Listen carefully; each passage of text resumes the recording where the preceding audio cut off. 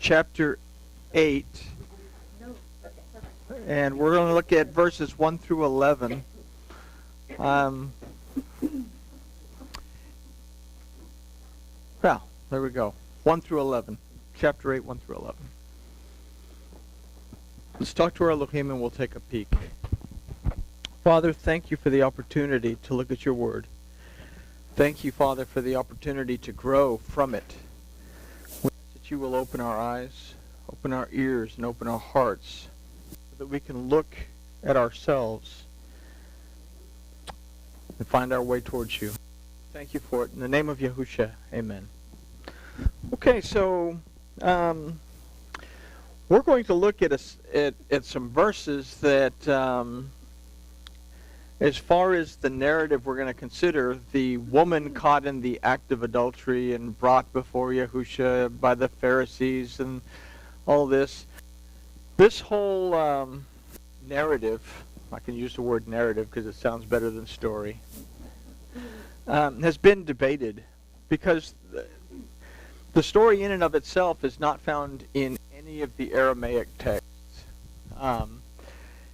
It doesn't appear until the Greek text around the 3rd century. So we kind of wonder where it came from. But whether it's a true story or whether it's not a true story, it is, however, something that we have to take into account, not only as a, love your neighbor as yourself and don't judge other people kind of thing, but we're going to look at it from a point of view, we're going to internalize this story. We're going to look at it from how we are affected as people and the way we act and how our beliefs get to us and things like this. So let's consider these verses. Again, Yochanan chapter 8, verses 1 through 11. And they went every man unto his own house, but Yahushua went to the Mount of Olives. And early in the morning he came again into the temple, and all the people came unto him, and he sat down and taught them. And the scribes and the Pharisees bring a woman taken in adultery, and having set her in the midst, they say to him, Teacher, this woman has been taken in adultery in the very act. Now in the Torah Moses commanded us to stone such. What then do you say about her? And this they said, trying him, that they might have something to accuse him. But Yahushua stooped down, and with his finger wrote on the ground. But when they continued asking him, he lifted up himself, and he said unto them, He that is without sin among you, let him first cast a stone at her. And again he stooped down, and with his finger wrote on the ground. And they, when they had heard it, went out one by one, beginning from the eldest to the last. And Yahushua was left alone, and the woman where she was in the midst. And Yahushua lifted up himself, and said to her, Woman, where are they? Did no man condemn you? And she said, No man, Master. And Yahushua said, Neither do I condemn you. Go your way and sin no more. So we can consider this narrative to be an illustration of compassion, yet on another level, and this is actually a level that a certain commentator sticks to, is that Yahushua would not have forgiven the adultery because it was contrary to the Torah. But when we are confronted with something like this, notice they bring a woman and they said, we caught her in the very act. Well, what were you doing in the circumstances where you caught her in the very act? So now bells should start to go off that something is not right and this is a setup. So Yahushua handled it quite well, but let's consider it from a personal level. Let's take this inside. This is us, okay? So let's consider the first two verses. And they went every man unto his house, but Yahusha went to the Mount of Olives. And early in the morning he came again into the temple, and all the people came unto him, and he sat down and taught them. So here we have a similarity. We have another train of thought along this line, that Moses pitched a tent outside of the camp that was a tent of meeting that anyone could go at any time and have a conversation with Yahweh Elohim. But when we read this narrative, Francois is going to be so proud of me when he comes back. What we read in that narrative is that there was bells going off. Now, what we read in that narrative is that every man stood by his tent and they watched Moses go to the tent of meeting. And inside that tent of meeting was the young man Yehoshua, who never left the tent. So here's a concept, is, do I have a tendency to stay within my own house while Yahusha is at the Mount of Olives? While Yahusha is basically within the garden, do I stand back and expect something to come to me? So, am I cutting myself short? Anybody could go to the tent of meeting. I have the ability to go and meet daily with Yahuwah my Elohim. Do I choose intentionally to not take advantage of fixing a cup of tea, preparing a few scones, because I like scones, and sitting down and having a conversation with my Elohim? So, notice also that it says, and early in the morning he came again into the temple. This begins in the Hebrew, Veyehi Boker. Veyehi Boker. We kind of talked about this Tuesday, that in that fifth verse of Bereshit 1, it says, and there was the darkness he called night, and then there was evening, and then there was morning the first day. So how do I get to the morning? Le'elah is the first time we see the lamed as the root of a word in the Torah. Lamed means instruction. But the instruction always begins in my darkest hour. In my darkest hour, am I sitting in my own tent, not taking advantage of moving forward into Erev? And this is going to be a very important concept here in just a second.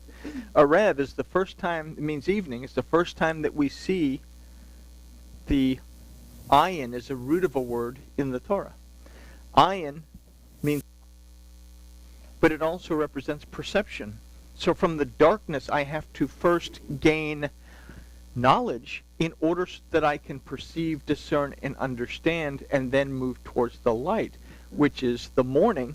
And there was the first day, Yom Echad, that now is a period of, Echad means more than simply one. It means to be in unity with, to be in agreement with. I move towards a period of unity in agreement. But where am I in this process? Because it says Veyehi Erev, and then it says Veyehi Boker in that fifth verse of Bereshit, that my existence depends on my being able to perceive, discern, understand, so that I can move forward in my existence towards the first light.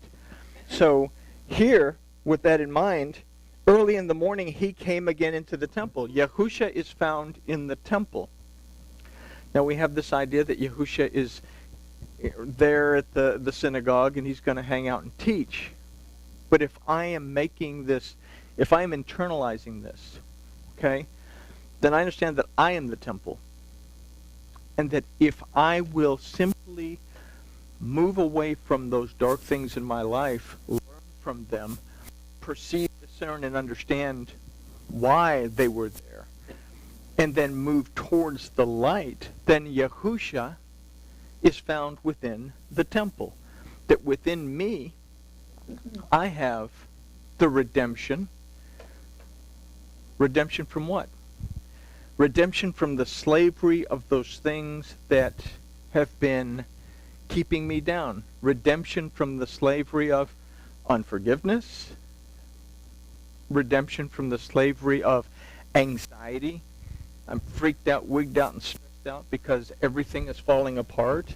I'm redeemed from these things that keep me in bondage. I'm delivered because Yahusha is present. The deliverance of Yahuwah is present. That if I will listen and sip my tea and eat my scone and listen, then my Elohim will speak to me and say, have you considered?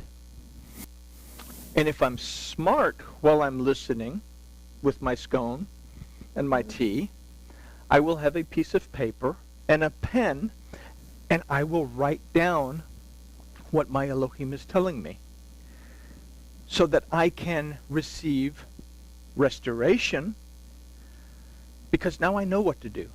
And because I know what to do, I have rest. When I have rest and I'm not freaked out, wigged out, stressed out, then my tummy doesn't hurt. I don't have a headache. My feet don't hurt. My hands don't hurt. My back doesn't hurt because I'm okay. Okay? So early in the morning he came again into the temple, and all the people came unto him, and he sat down and taught them. Am I willing to allow Yahusha into my temple? And am I willing to sit down and listen to this redemption, deliverance, restoration, healing, rest that comes from Yahuwah my Elohim? Yahuwah Elohim, Yahuwah, that comes to my existence in every aspect of my existence, at every moment of my existence.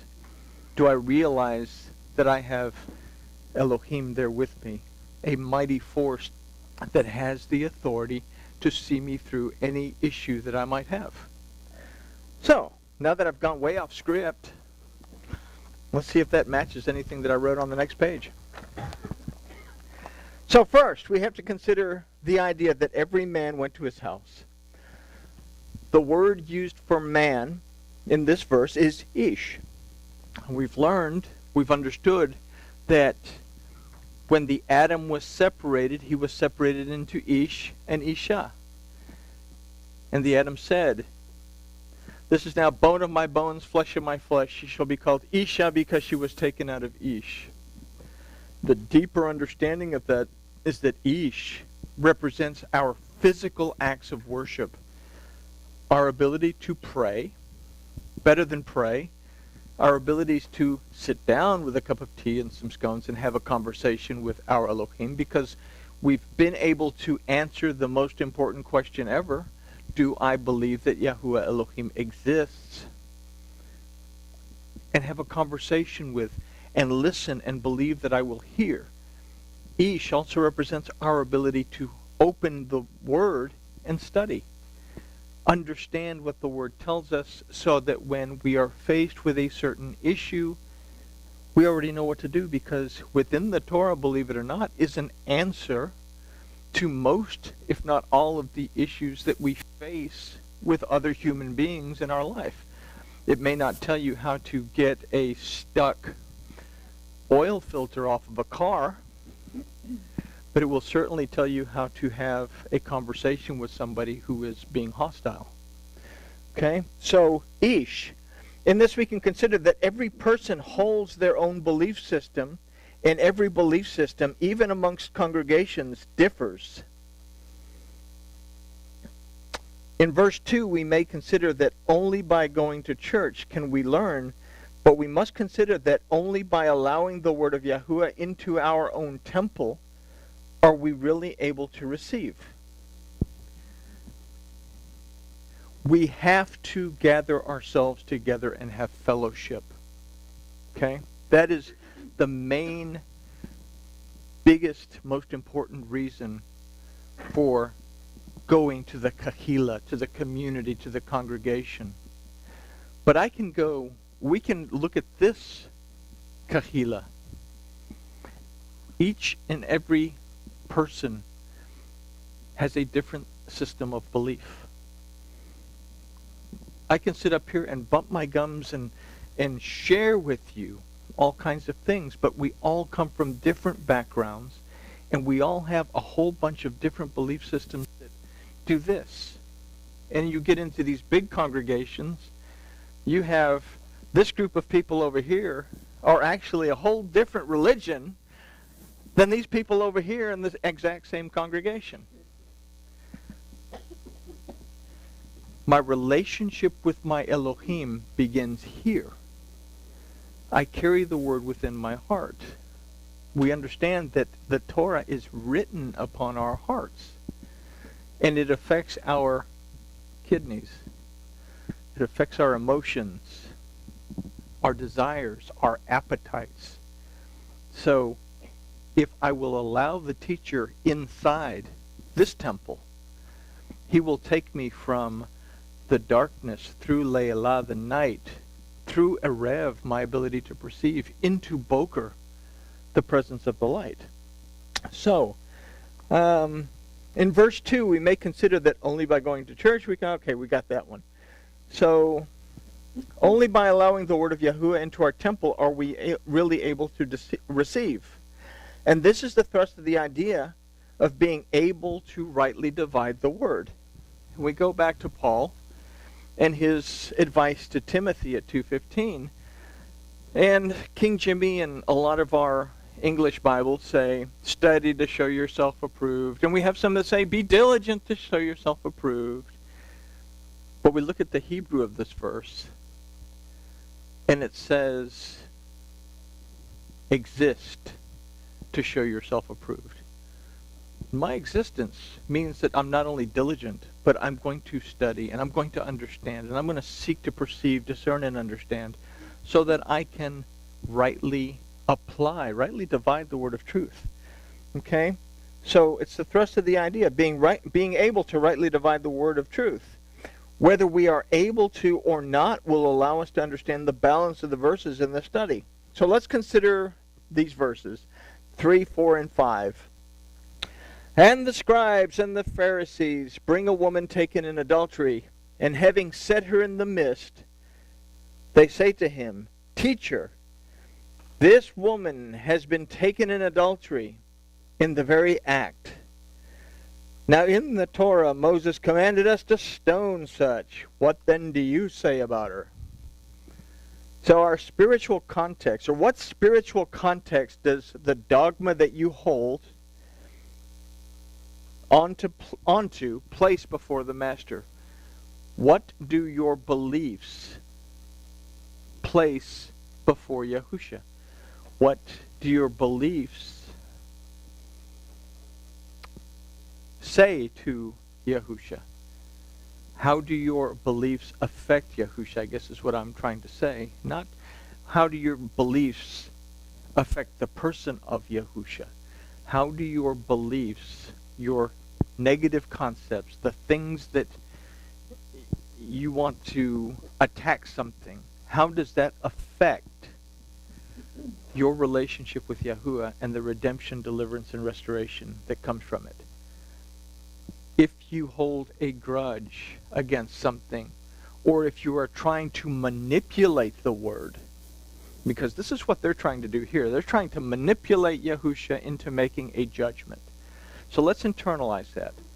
Do I manipulate the word of Elohim to try to justify doing something?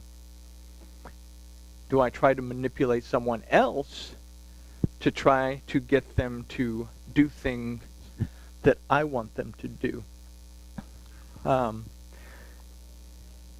The Torah says that the witch shall be put to death. Witchcraft, manipulation, is a type of witchcraft. Okay? Manipulation can kill you spiritually. So it's something to keep in mind.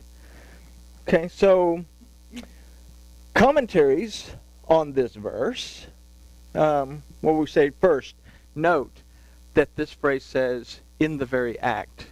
We caught her in the very act. Well, how do you know? So commentaries on this verse have suggested that some of this woman's accusers were among the ones having sexual relationships with her. How else would they have known? Yeah? So, was she in on it? Later Gospels want to make this woman out to be Mary Magdalene because there's a very unpopular teaching that Mary Magdalene was actually the wife of Yahusha. So we have later Gospels that actually trash Mary Magdalene and make her out to be this prostitute. But the point of it is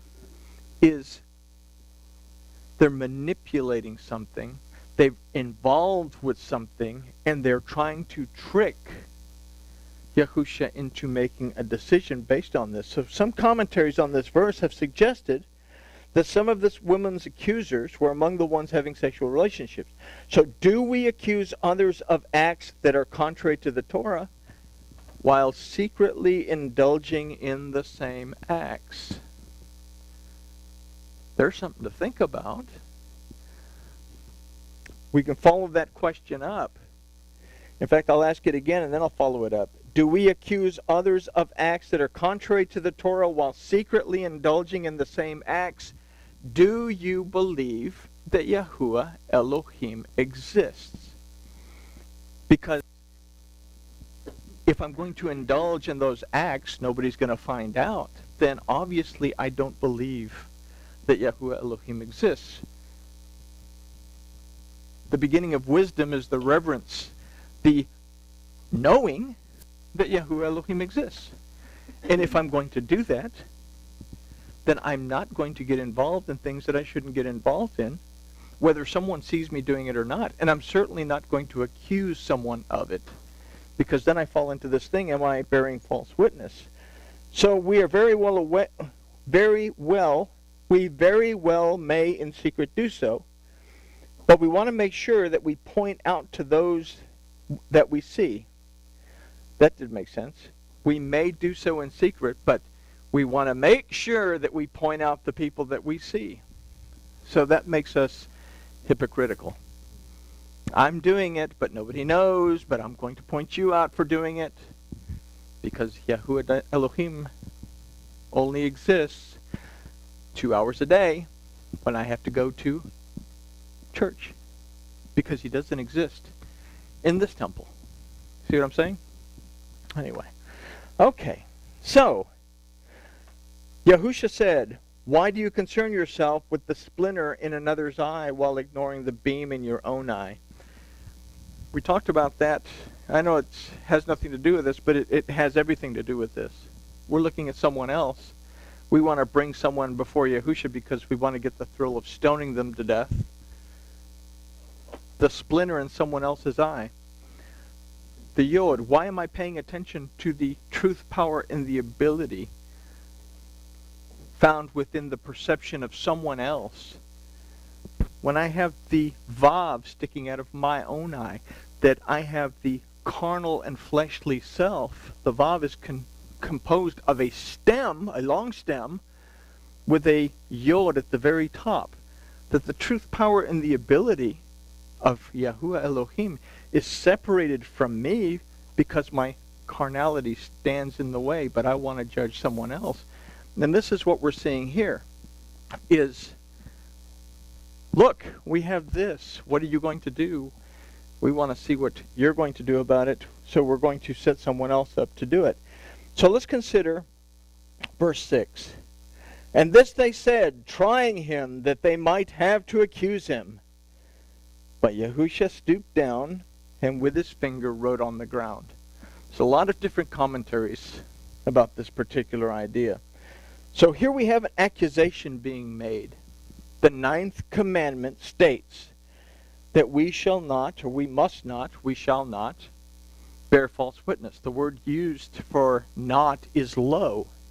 That says, I am giving you the option of deciding whether you will or will not do this. If it was al, that also means not, and said, I am commanding you not to do this. All of the commandments use the word lo. We have the option to do it or not. Okay? So the 9th commandment states that we must not bear false witness. What is Yahusha writing on the ground with his finger?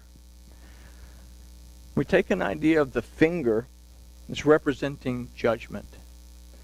And we look at this from the plagues of Egypt, when the priest said to Pharaoh, when they're freaking out because the plagues are coming, this is the finger of Elohim.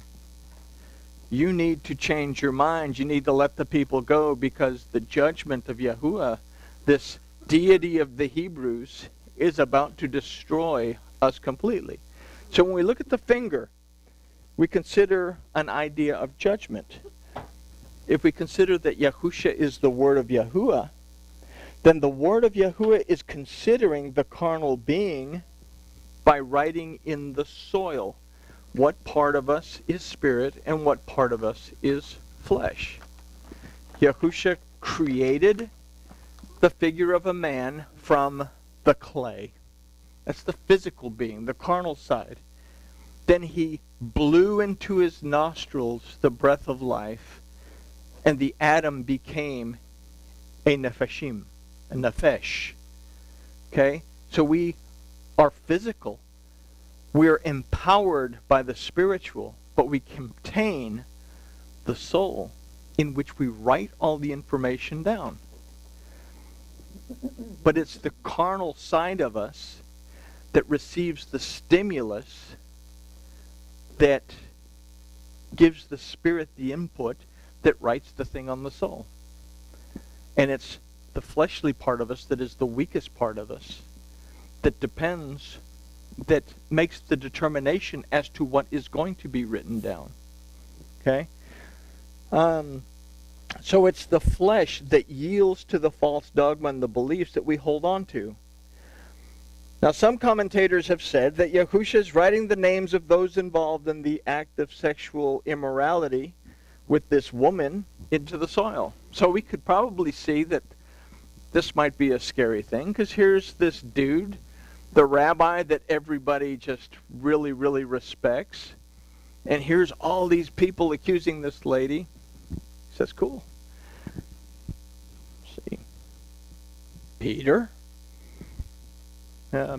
Matthews, right? Matthews. John Smith. And they're all over there saying, oh, is my name over there?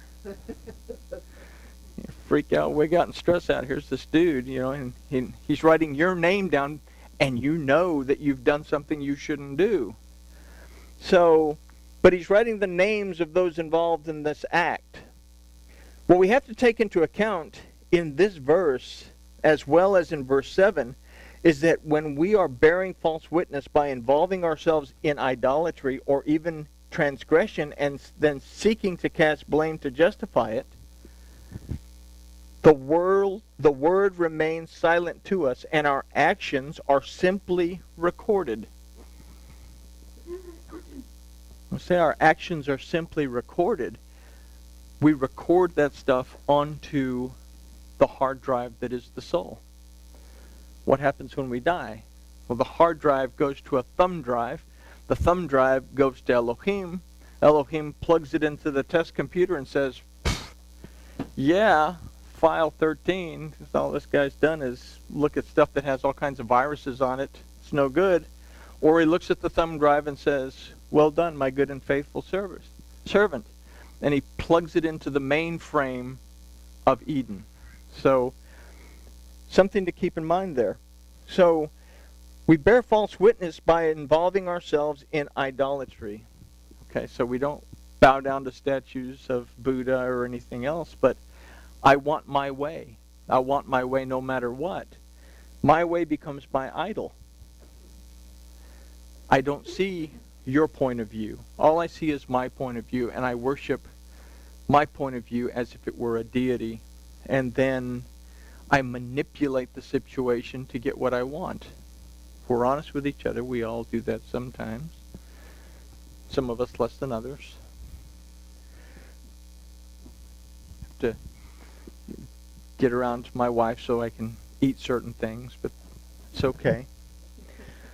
So, even in transgression, and then seeking to cast blame to justify it. The Word remains silent to us, and our actions are simply recorded. The only thing that will erase these marks, so to speak, is to recognize a transgression, cease to justify it, and then make teshuvah. My people